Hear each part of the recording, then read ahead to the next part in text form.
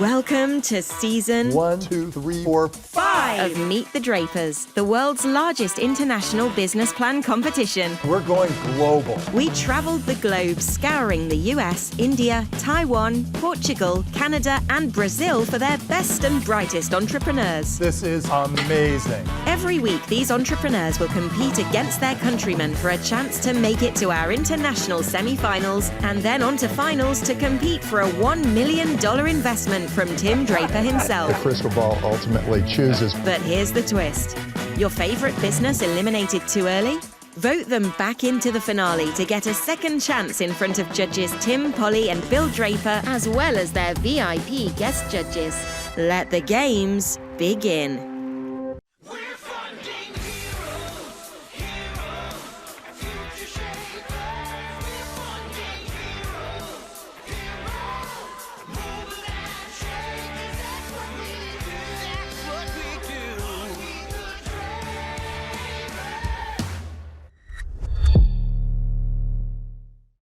Hey, welcome back to Meet the Drapers. This is our second episode of our 1, 2, 3, 4, 5th season. This season, we are going all the way around the world. Today's show is really just about California. We've got some great judges, Bill Draper and my sister Polly. Our guest judge today is Scott McNealy. Scott was the founder of Sun Microsystems, and he did it from the very beginning. He built it all the way up.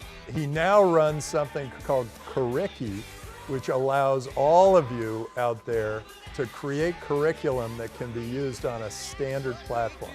Scott has also been on the show before, so he is already considered a Draper. So welcome to the show, Scott. It's nice to be a Draper. I just hope I'm written into your will. Thanks, buddy. It might be in small print. Great to have you, Scott.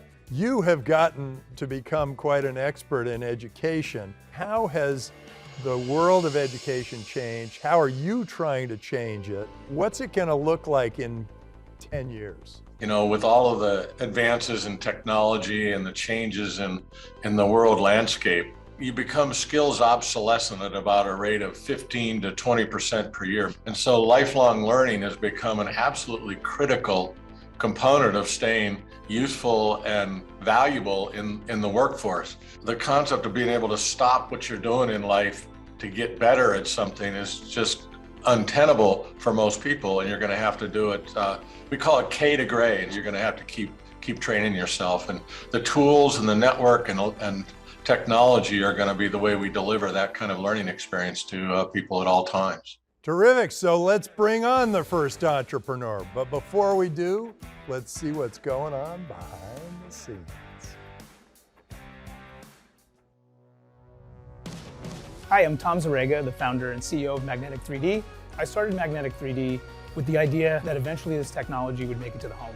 You know, when I think about the future, I think about the movies I saw in the 80s, like Back to the Future, where Jaws is coming off and eating Marty McFly off the side of the billboard. That's the future that we're going towards. And if you look at it, it's a future that doesn't require a headset or 3D glasses to experience holographic 3D content. We imagine in the not so distant future, because of the tech that we're developing today, it's no longer science fiction, that you'll be surfing the internet in 3D. It's a big world out there. A lot of people have different perspectives. As an entrepreneur, I feel like I share the same view of the world as Tim, and that's really important. And that's part of the reason why I wanted to come here to pitch our company. Tim would be an awesome partner, and couldn't think of anybody better to work with. No matter what, something's going to be gained today, and I'm excited to be here.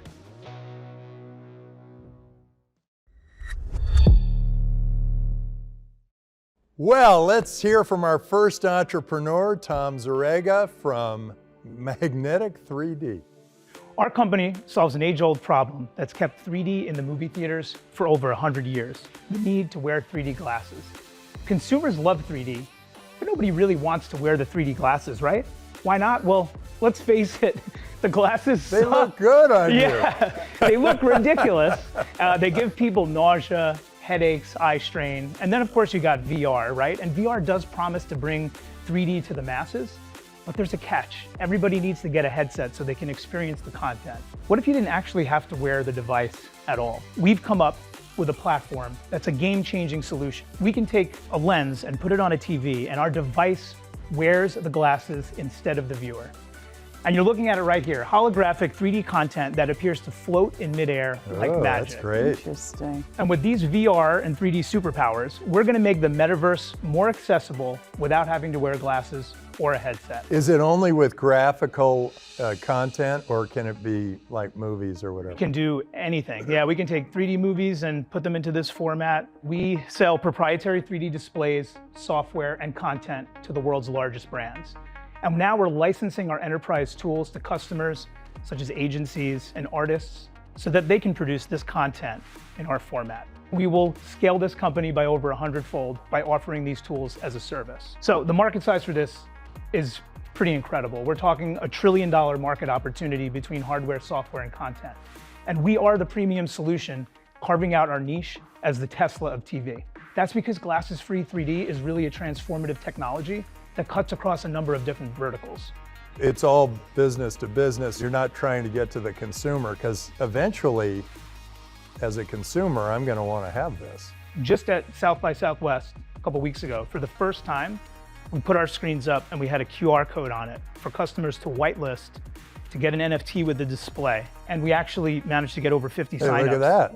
Oh, wow. Yeah, good timing. That is cool. You know, the reality is that this technology is going to make it into the home with 3D and NFTs, because art is really the intersection. How much are they? We charge about $7,000 for this unit, and then $20 a month for maintenance and support. That contract goes for about 3 years. How do you activate the 3D capabilities? So there's a passive lens that's optically bonded to the front of the display, and we serve up a number of different views of content. So wherever you're standing, within about 140 degrees of viewing, you'll pick up the 3D content automatically. It's taken you a lot of money to get here, right? Yeah. How much have you raised? $3 million. Yeah. Oh, Not too as bad. much as I thought. Do you have any of it left? Any of it left? No. I put all my blood, sweat, and tears into this thing. So, yeah, I think at this point we really need to raise capital to bring on. How much?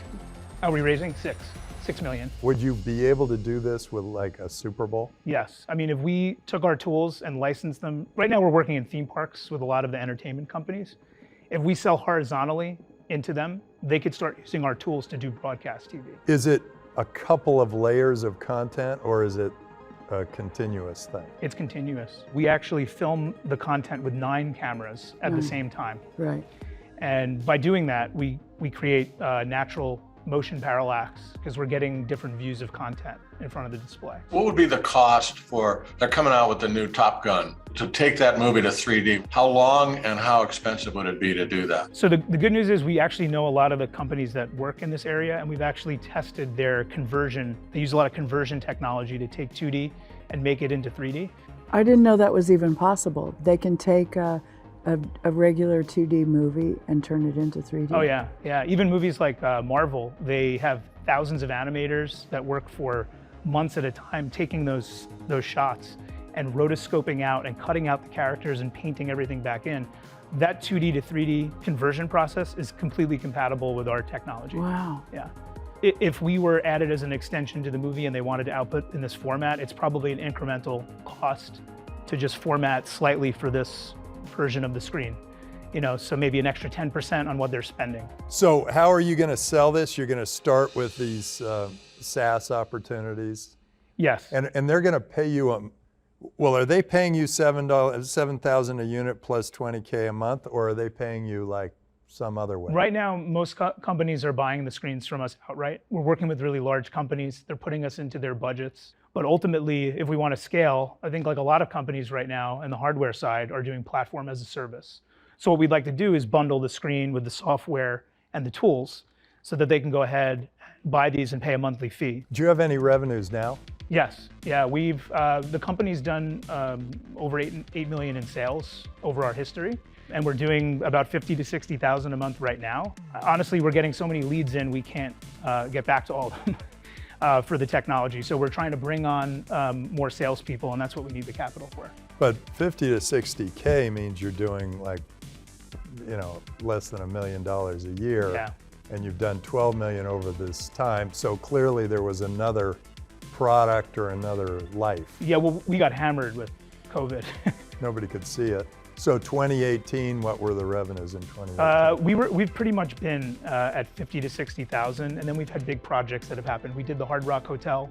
We did their guitar hotel with a 100-inch screen, scanned in the top 10 guitars from their collection, brought Bob Marley back to life playing in the lobby, and they spent close to $500,000 working on that project to put in 100-inch 3D displays in the hotel. So we've had moments where we've done big deals like that. What does it cost you to make that? $2,000 to $2,500, depending on the volume. So the margins are 70%. Yeah, we do pretty well. Terrific. Yeah.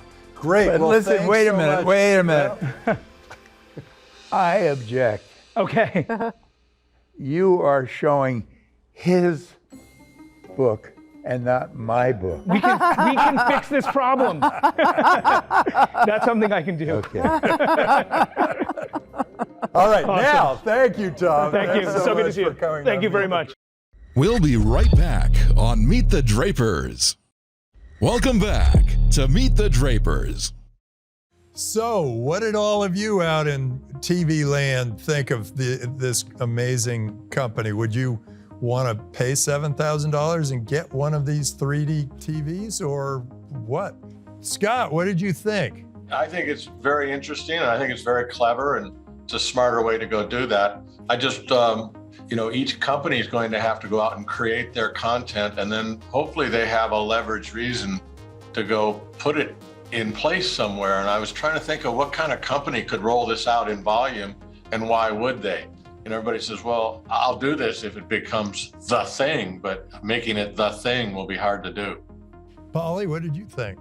I don't know. I think everybody would hear, you could watch a movie without 3D glasses and suddenly get all excited about putting that, being the one to put that in their TV. I agree that there's no content, but my guess is if they heard that people were buying TVs with 3D things in them, everybody would do a 3D ad. Everybody would make more 3D movies.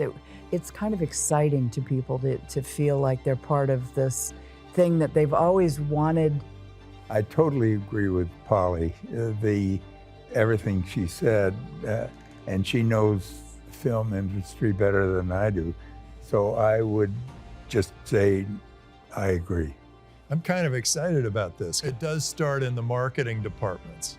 People buy it just to see one movie. Yep. Once a few people have it, wow, it's all over the world. Yeah, I remember when our next door neighbors had a color TV. Yeah. And I had a black and white. We had a black and white TV. You had to get it. And we kept pushing you to get a color TV. Our next entrepreneur is coming, but before we see him, let's see what's going on behind the screen, or behind the scenes. Behind the 3D screen.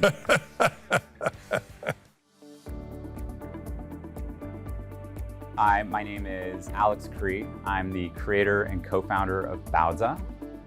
My partner and I both have a little bit of that spirit of hospitality in us. And so when I came up with the idea for Baozza, it was kind of this perfect opportunity to blend East and West and to really truly fuse two food cultures into something relatively new. And so to bring those two concepts together to us means that we can have large impact on a lot of people and bring a little bit of happiness and joy.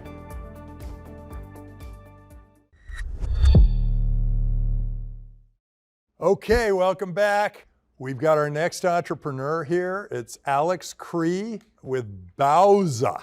Greetings, Drapers. Baozza is a Chinese steamed bao bun, magically fused, stuffed with delicious, gooey, cheesy pizza fillings. And we are the perfect hot, savory snack that's ready in only 1 minute. Our story began in Beijing, China in 2016.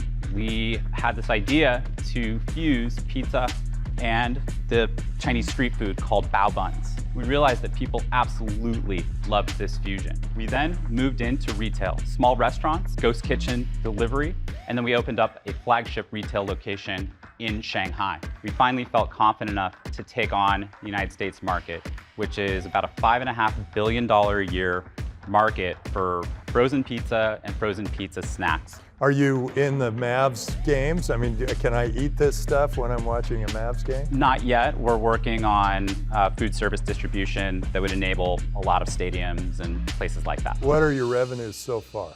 Revenues in 2021 on a consolidated basis, our Chinese entity and our US entity were $755,000 US. What's your margin on this? In the United States, gross margins currently a little over 35%. Do you have a different margin in China? There's a little bit less trade spend, but it's roughly the same. It's about that 35%. What is the net margin when you're at 35%? Really depends on the channel. Say the net margin right now hangs around kind of the 5 to 10% range. And how long are these things staying on the shelves, and how much sell-through do you have? You know, it's a bit early to really, have too deep of an understanding. We don't have access to spins data, but the product seems to be moving quite well already. Without even much marketing or much brand awareness, we're already in the top half of the category as just a completely fresh new product that nobody's ever heard of. Are we going to try them out? Yes. In fact, let me You have just a grab them. microwave up there. Yes. You'll have to stuff it into the microphone or something. I don't know how to do that. Ollie, this is for you. This is our cheesy spinach, Nice. pepperoni. Ooh, this looks amazing. This is not a bite-sized snack. Oh, wow. So look what's at really that. That's what's a really meal. cool about these guys is we have a bit of an unfair advantage in America's freezer aisles.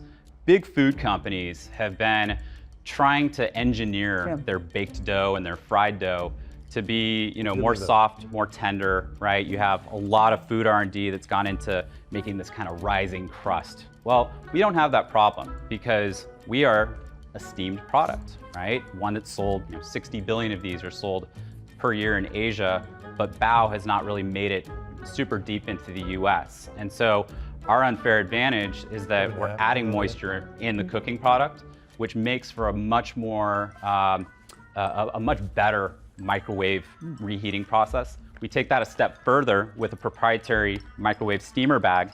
This heats in your microwave in only 60 seconds. You don't even open the bag. It goes straight from the freezer. I think this presentation is about as good as I've seen ever.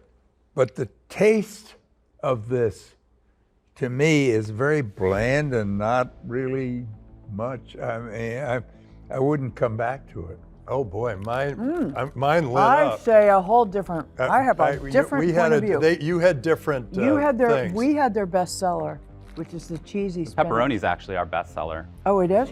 Dad, pass me the pepperoni. He's not a pizza lover anyway. People care a lot about pizza based on the crust. So this is like a. So you lose the crust, so but you get got a this whole new Bao thing. This is And a it's a special little, dough. it's a little mushier than what you'd get in a pizza crust. It's designed to be soft and fluffy. So a steamed bao bun, it's almost spongy in its texture. What's the bao made of? Is it gluten-free or what is it, a rice based or No, what is it? it's made in a relatively traditional fashion. We got to work side by side with real bao pros for many years, but it's made out of wheat flour.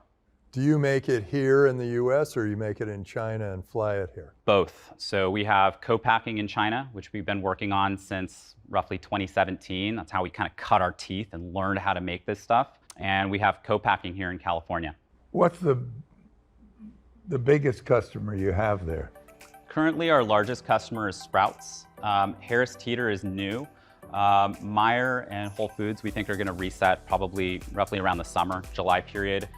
Big Y and Price Chopper are kind of regional players. What's the barrier to entry for a pizza chain or any of the other packaged goods folks to just offer the exact product to what you're doing? I'm very glad that you asked that because these are very hard to make.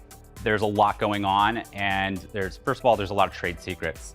This product, there's a reason you get that stretchy cheese. Other people have tried and they don't do it. We've been at this for 4 solid years in the factories, polishing this. We have kind of the runway that others would be naturally late to, might not have capacity for, and would certainly have a hard time navigating to get to a product of our quality.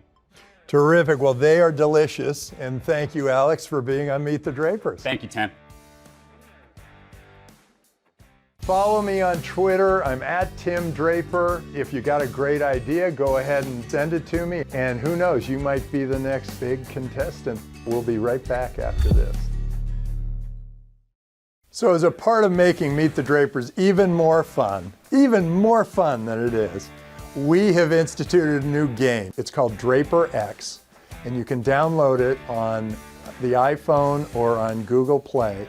You can participate. And so while you watch Meet the Drapers and you see these great entrepreneurs present, you can invest your funny money into those companies. And if your company goes and becomes a semifinalist, you get 5x on your money. If in the semifinals, your company moves up to the finale, you get another 5x on your money. Your company ends up winning, you get another 10x on your money. So we're gonna have a leaderboard, and the winners are going to get big prizes from Meet the Drapers. I hope you'll download the game. It's called Draper X, and you'll play it with us and be a part of Meet the Drapers. Welcome back to Meet the Drapers. Terrific. So what did you think in TV land? What did you think of Baozza? Well, you didn't get to taste it, so it's really going to have to be up to the judges, and poor Scott didn't get to taste it either. So let's start with Scott. Scott, what did you think of Alex Cree and Baozza? I hear his barriers to entry, but it's another pizza product. It's another frozen food product. I don't see any huge trend or wave. I'm not sure that, Chinese buns are going to take the world by storm. How about you, Dad? What'd you think? I am totally in agreement with you. First of all, I thought it was hard. I just ate some. And getting to the inside core, the tasty part of it, was very thick, very hard to get there. So I would never buy it. Polly, what'd you think? I thought it was really good, but I like bao buns. I love the Chinese, those little buns. And part of the fun of those is the chewy stuff that, and then you get the little magic pop of inside when you reach it. I loved these things. They were delicious. They were part Chinese and part American. And part Italian. And if you pull them apart like that, there's still sort of a bridge between the two countries. Oh. And I think that keeping peace between these two countries, is a good idea. But your whole theory is shot because a pizza is Italian. It's not. We invented pizza. We invented pizza. That's true. We invented French fries and we invented pizza. That's true. Funny. So let's bring on the next entrepreneur. But before we do, let's see what's going on behind the scenes.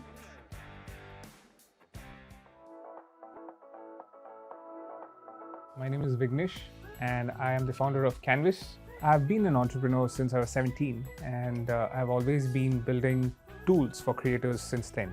Been a writer myself, and I've always struggled to make money or living out of my creative passion. More like my life's manifestation to kind of converged with Canvas. Creators are disembodied today. They are spread across multiple platforms, and they are confused as to what they can do to start making a sustainable living out of it. Canvas is a moonshot of an idea where we are striving to create and build that power back to the creative community. A validation from someone like Tim, and that we are able to be a part of this show today itself is a validation for me and Canvas. All right, let's hear from our next entrepreneur. This is Vignesh from Canvas. Vignesh, give us your pitch. Hello guys, first of all, I'm super excited to be here. So Canvas is a micro-monetization platform where creators can create, monetize, and distribute their work across channels. So me and my co-founder Madan, we have been creators ourselves, and we have been figuring out what are the challenges which are faced by creators. I am a writer, and I've always struggled to make money out of my own writing, and this has been going on for more than 13 plus years. And Madan, being a celebrity creator in India, he has always faced challenge in terms of protecting his content. There are millions of creators like me and Madan today, YouTubers, podcasters, there are different types of creators who are exactly going through the journey like us. That's how Canvas was born, with a mission to enable or democratize the creators to start thinking about monetization and how they can protect their content. So there are basically 3 steps. Step 1, the creators can actually integrate their work from a WordPress or YouTube or any of the platforms, or they can use the editor. As you can see, they can create it right here. Step 2, they can use a patent pending micro-monetization module where they can select any blocks. You can see that they can select a couple of seconds, it could be a paragraph, or it could be an entire content, and they can set value in crypto or normal currency, and even they can publish these content as NFTs. In step 3, which is where they are able to distribute in a click of a button to let's say a platform like OpenSea or any of the platforms like Facebook or the creator's choice. Terrific. Now, what I saw there, you had an audio file, but you said you're a writer. Yeah. And I didn't see whether you did also video editing or text or graphic editing. Yeah, we do. So you do a little bit of all of that. So Yeah. are you look at yourself as competing with Adobe? No, we are not. So that's where we become interesting. So we are more of an right now you see it as a API platform where we can be integrated with any of the creator economy startups in a click of a button. So for example, one of the deals which we have done is with a leading NFT marketplace where they don't have any of the marketplace, they don't have a create functionality. They have only upload functionality. So using the editor, there'll be a create button which will be powered by Canvas. So that kind of an integration is what we are looking at. It could be media houses, it could be production houses. So everybody can use Canvas in their backend right now. Now, does Adobe or Pro Tools, can they publish to NFTs yet? No, they can't. But don't you think that when they publish to NFTs, that puts you in a very awkward position? No, the main difference is because we are giving the complete control to the creator. So is your strength that it's really easy to use for a creator? What's going to be your avenue where people say, because I use Canvas, this? Our strength is basically the way in which creators can start thinking about making money right away. You're a writer. Yeah. And you're writing what? Let's say, just walk me through, because I am feeling very stupid right now. Well, I don't she's quite a creator. Get this. Yeah. And she'd like to make money. Yeah. So how does that help her? Let's say as a writer, predominantly you will be using something like a Medium or a WordPress today, right? I'd be using like Final Draft to write my script. Perfect. So if you're a script writer today, what happens predominantly is that, imagine treating Canvas where you can either integrate your final draft or you can upload your file with your content, okay? And then you can either, because it's a script, you can start interacting with your editors or with whomever you want to in new ways. One, you can select the final couple of chapters or couple of important parts, and now if you want to interact anything beyond, or if it has some level of research in it, you will be able to, they have to interact with it, either pay or they can own it after they interact with that particular block, if that makes sense. Yeah, so Polly, I'm feeling a little confused here. I'm not sure why I want to buy a book, a page or a paragraph or a chapter at a time. That seems a little more complicated. The micro chopping up of all of these little things. I don't want to buy a couple of phrases in a song or whatever. Maybe people want to sell their stuff that way. I don't want a part of an image. I want the photograph. So the other thing is NFTs is still something I'm struggling with. I'm an old guy, but I remember pet rocks and I remember Beanie Babies. And so NFTs sort of feel like they're in that genre right now. Thank you. Yes. So again, I think as you rightly said, NFT is a new technology and there is a scope for a lot of innovation there. So it's more like a timestamp for us. So a creator knows, let's say, what happens when a content gets bought out, what happens after that. So a life cycle is very clear for a creator, which is the boon of NFT, which is why we are excited about that. Terrific. Vignesh, Very nice meeting you, and Same thanks here. for being on Meet the Drapers.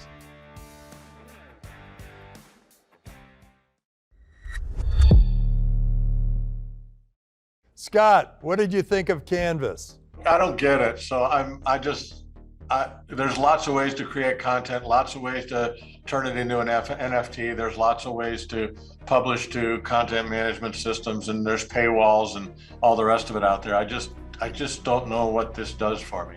Polly, what'd you think? Ditto. Ditto. Okay, Dad, what'd you think? I liked him because he's Indian. He came from India.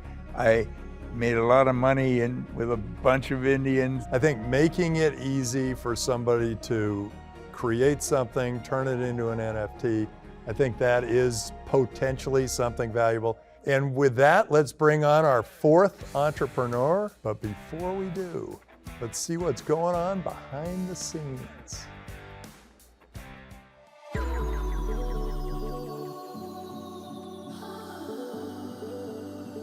Hi, my name is Chase Palmieri, and I'm the CEO and co-founder of Credder, Inc. In the early days of starting Credder, we didn't have any money. We were working at my family restaurant just to kind of make rent. We couldn't pay ourselves. We were living off of quesadillas for the first 2 years. And we were just kind of building product, trying to figure out if there was a way to review online news and how that would work. It was basically a struggle of taking our side hustle and trying to make enough in angel capital that we could actually pay ourselves to work on the business, and that's where we're at today. Credder will never tell you what you can or can't read or what you should or shouldn't read. At the end of the day, Credder is about empowering readers all around the world to hold media accountable, which we believe is completely necessary, not just now, but for all future generations. We'll be right back on Meet the Drapers. Welcome back to Meet the Drapers. Hey, so let's hear from our next entrepreneur. Our next entrepreneur is Chase from Credder. Chase, give us your pitch. Today, Credder is the world's leading content review platform, and we're on a mission to restore consumer and advertiser trust in the news industry. I'm sure you're all very familiar with the record level of distrust in online news. It's probably something you've dealt with in your own lives, but what you might not know is how it is now hurting advertising revenue on content platforms and for digital advertisers. They don't want their ad placements to show up next to things like fake news, disinformation, or misinformation. Credder is often referred to as the Rotten Tomatoes for news, and this actually makes a lot of sense because we allow verified journalists to rate individual articles under the critic score and the general public to rate articles under the public score. And all of these different article reviews aggregate into overall credibility scores for each article, author, and news website. Today, Credder is aggregating reviews through our 4 live products. We have our Credder.com website, our Chrome browser extension, our Twitter Curator app where we can actually scrape reviews right off of Twitter, and our iOS app. And all of these reviews are feeding Credder's proprietary content credibility database. And so Credder makes money by charging an annual licensing fee to our customers for access to the database. And our target licensing customers include digital advertisers and ad agencies, social media platforms, search engines, web browsers, and news aggregators. Who are the people that are able to judge whether this is true or not? It's an aggregate of. Yeah, we're essentially crowdsourcing content reviews. We're the first of its kind to. No, but you had a group that you were giving more credence to. So verified journalists rate under a separate score, which is called the critic score. So who verifies a journalist? We have a way of, we have some basic critic requirements, but basically they just need to be actively creating 3 articles per month at a publication today. We also outsource our verification to Twitter's checkmark. So Chase, I love what you're doing. There's nobody who trusts anything they see, hear, or read less than me. And that's a real problem to know what to do. I'm not sure I'll ever trust a for-profit organization to bring me the truth. But the 3 things I always want to know about somebody who's sharing some truth with me is, who did you vote for the last 10 years? Secondly, who's paying you what over the last 10 years? And 3, who have you donated to over the last 10 years? And then I can kind of triangulate and figure out where your bias is. I don't think that that's what he's talking about, though. I think he's talking about journalists that have to do fact checks. Yeah, and but I'd like to facts- know the journalist. There's no such thing about there's a fact is a fact. If I can interrupt, I can help clarify this. So Credder is actually the only example in the world right now where we are keeping track of people's reviews, which are always transparently visible and open to the public and journalists on individual articles, authors, and outlets. That's all transparently visible on our platform because we're basically like a Rotten Tomatoes for news, where Credder is never telling anyone what to trust or what content to engage with. We are simply creating free and open review tools so that news consumers can connect in real time from anywhere and review the content that they're already reading. And there are no bots. There are no bots allowed to awaken. No bots, no black boxes. Every single review is accounted for and transparently visible. You understand exactly what goes into each score. And what do you need the money for? It sounds like you kind of got it off and running. Wait, are you getting revenue at all? Yeah, so we just launched our database license in January. We've secured our first 3 annual contract agreements. We're just finishing up the trial period there, but we have those annual license agreements set, and we have 5 different programmatic advertisers reviewing their agreements right now, as well as 1 major web browser. What's all that going to add up to in revenue for 2022? Expecting $2.4 million in annual recurring revenue run rate by the end of the year. And so why take any money? If you got all that revenue coming in. So we're actually in the middle of our pre-seed raise. Our big problem right here is that to date, we've been bootstrapped and we've been building product and building this review platform that is really kind of a revolutionary technology. And now we're transitioning from more of a sales and marketing operation as we start to sell access to the database. And so we need to make more marketing, sales, and customer support hires to really get into market faster. Terrific. Well, thank you so much for being on Meet the Drapers. It was great. I'm looking forward to seeing great things out of Credder.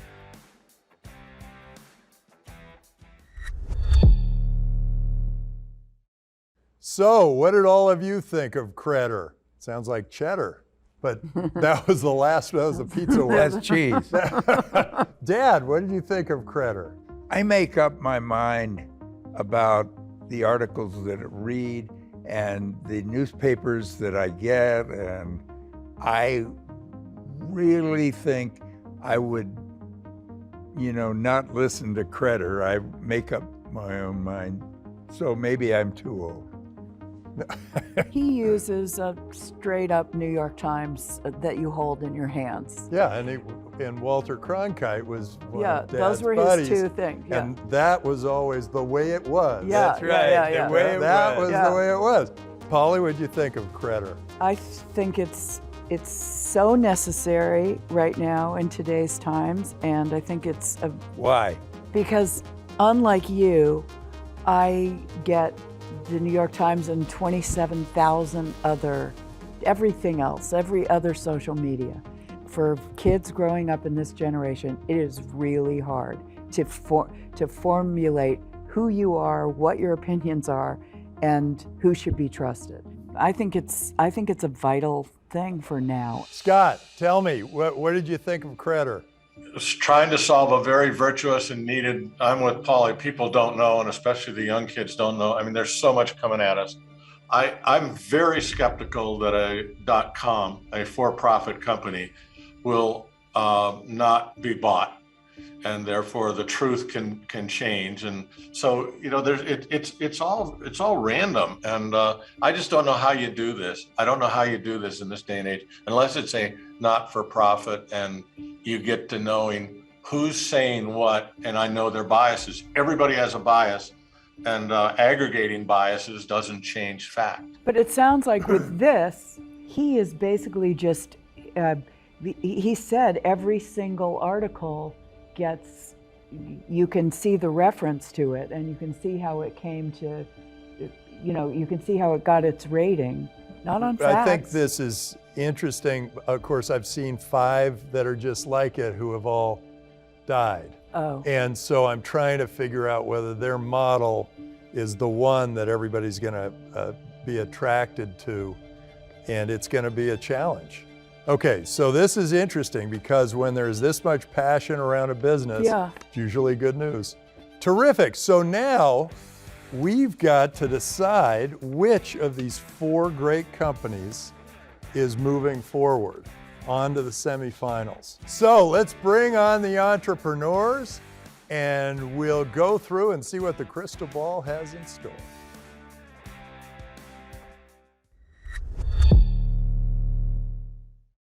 Well, thank you so much. These were some of the best, most interesting presentations we've ever seen on the show. It's an exciting time, and I really like your choice of reading. Very nice. I'm glad everybody's reading the Just Startup coincidental? Hero.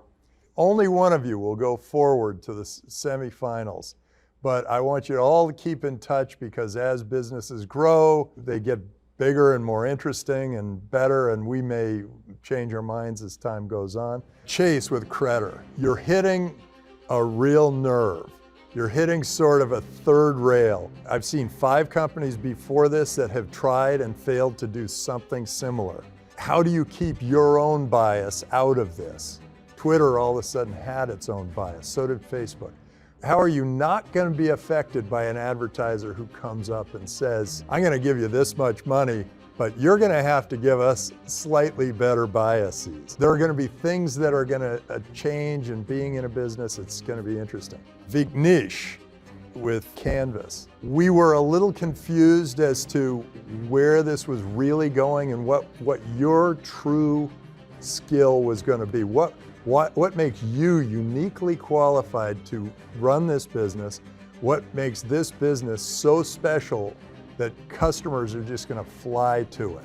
Is this really the way creators are going to make money? We were a little concerned about whether this was just a feature and not really a business or not really an industry changer.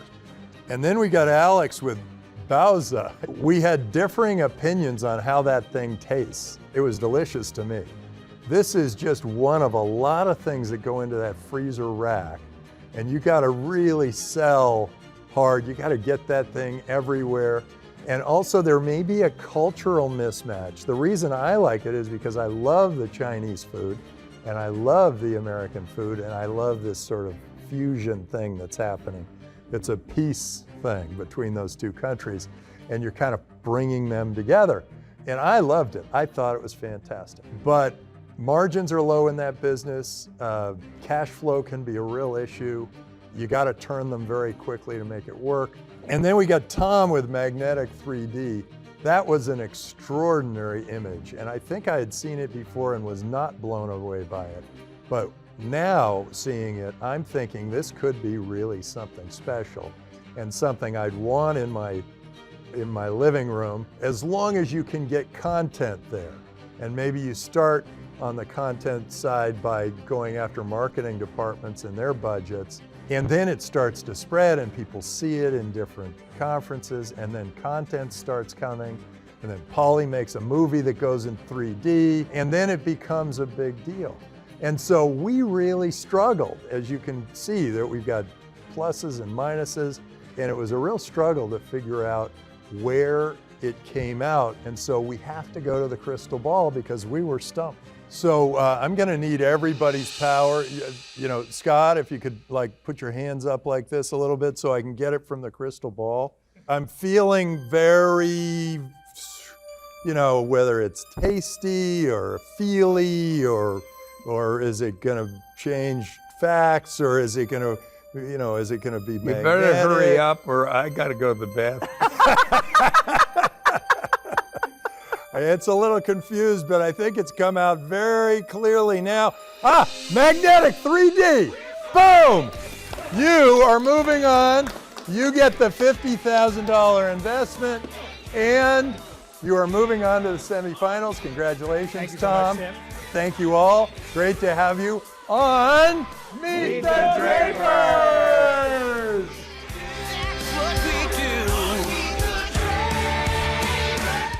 Yes! That was awesome. That was like completely unexpected. I had no idea that's what was going to happen after today's show, and I'm super excited to be going on to the semifinals. It makes perfect sense. I'm reading the back of Tim's book right here, and it says he's crazy enough to invest in all of these things, and he's always first. So I'm excited that he's one of the first in magnetic 3D getting this technology into the home market. It's going to be awesome.